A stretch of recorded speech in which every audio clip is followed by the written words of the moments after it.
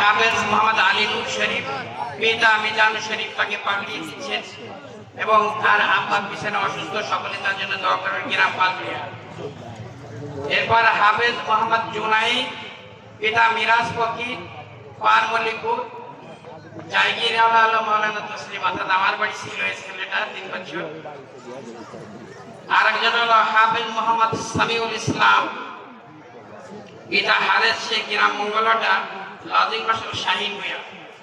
ধন্য এই সমস্ত পিতামাতা যাদের ছেলেদেরকে আজ পাগড়ি, সম্মানী পাগড়ি দেওয়া হচ্ছে।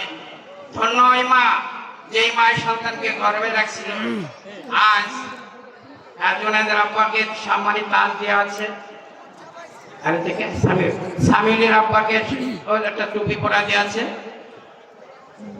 জুনায়েদের আব্বা কই পারমলিপুরের জুনায়েদ আব্বা মিরাজ ফকিরকে সম্মানিত টুপি পরা দেওয়া আছে।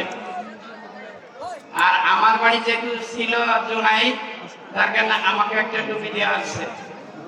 হ্যাঁ, টুপি পরা দিয়েছে আব্দুল মাদ্রাসার মোহতামিম হাফেজ মাওলানা মাসুম বিল্লাহ।